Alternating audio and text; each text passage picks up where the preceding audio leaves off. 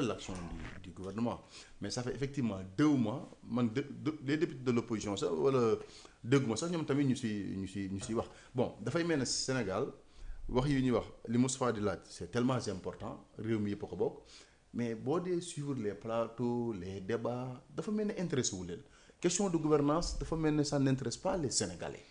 waaw xam nga problème d'éducation la mais également problème d'information la également.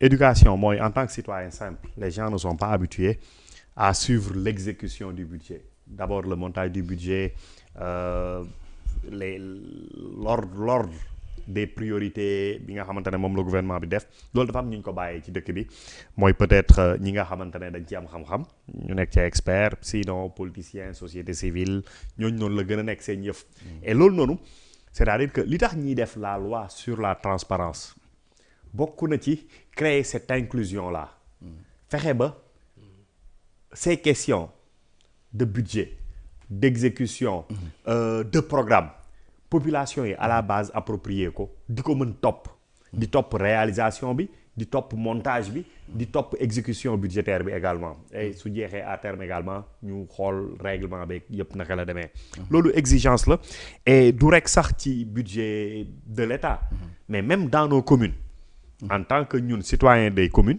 dañ waroon fexe ba nga xamante ne suñuy voter budget bi ñu dem suñuy defar budget bi ñu dem mën a suivre l'exécution du budget ba at bi jeex ñu mën a xam qu'est-ce qui a été fait qu'est-ce qui n'a pas été fait et pourquoi ak xaalis bi fan lañ ko yóbbu.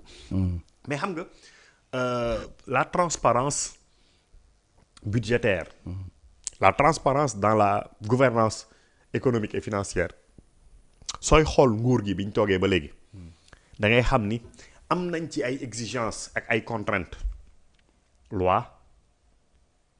des lois du Sénégal et des lois communautaires mais da ngay xam ni du seen itte. transparence ah non absolument pas. ce régime bi woote jubal jubbanti. waaw malheureusement mais du seen itte soo seetloo ba ci exécution budgétaire bi niñ doon defaree tableau bi information yi ñu la doon jox au détail.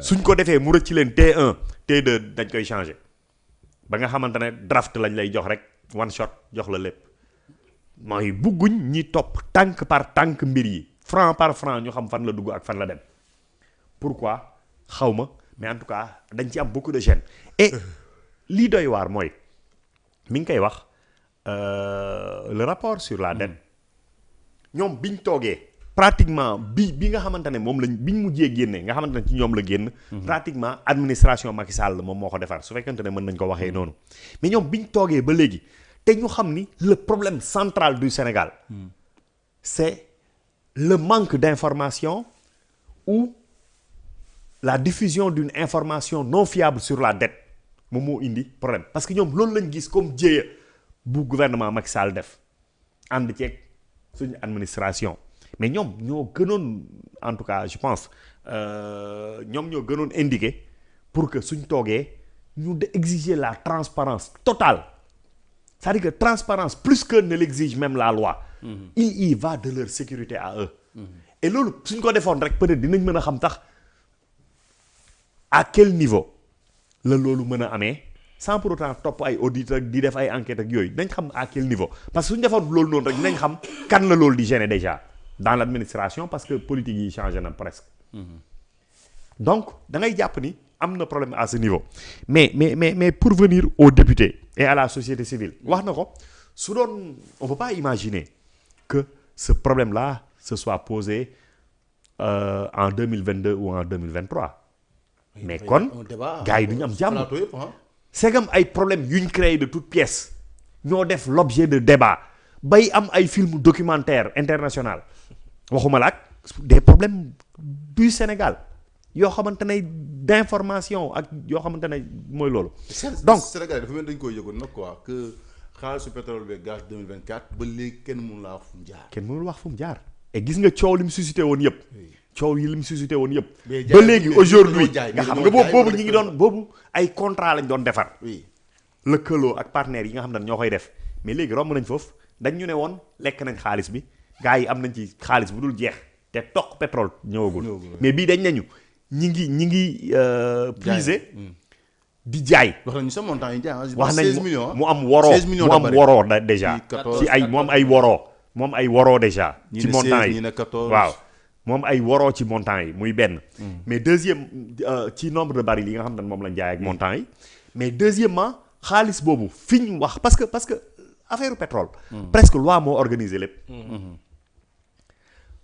lii loi organisé wul budget ñëw wax ñu ne lii kat suñ ko jotee. secteur bii nañ leen jox 2 milliards. ñii nañ leen jox 500 millions ñii 800 millions ñii 900 millions ñii 3 milliards ñii 1 milliard nanga loolu yëpp ñu wax ñu ko. mais aujourd'hui je pense que le minimum moo doon ñu ne ñu affaire bi kat jot nañ ko def nañ ci nii ñu ne ñu xaalis bi mi ngi BCEAO.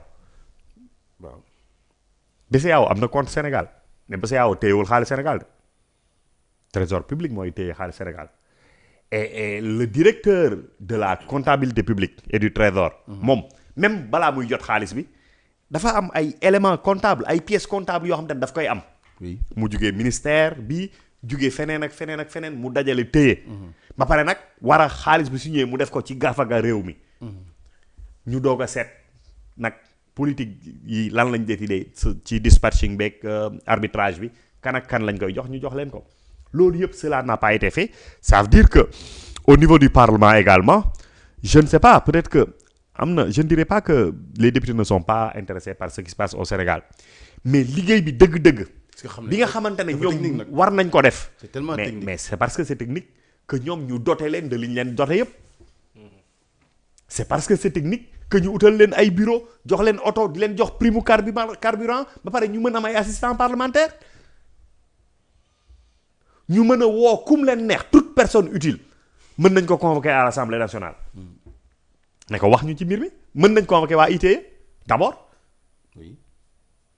suñu leen ñu faram fàccee rapport bi bañ xam ñu ne ko ok léegi convoquer ñi nga xamante ne ñoo ko seq le ministre le ministre des finances le directeur de la comptabilité publique keneen ak keneen ak keneen ba nga xamante ne dinañ am lu leer.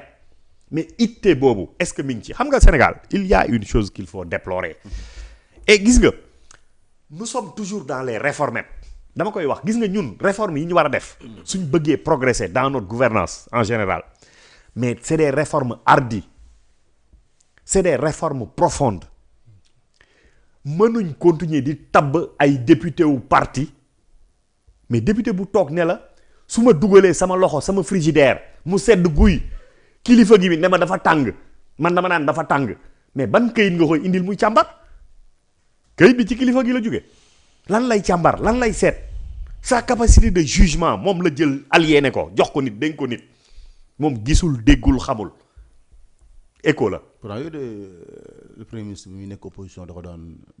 non même ñii bi ñu leen defee dem nañ sali mu fekk leen fa wax leen ban type de député ngeen nekk mais waxoon naa fii ne. loolu ñorul wax la nii rek.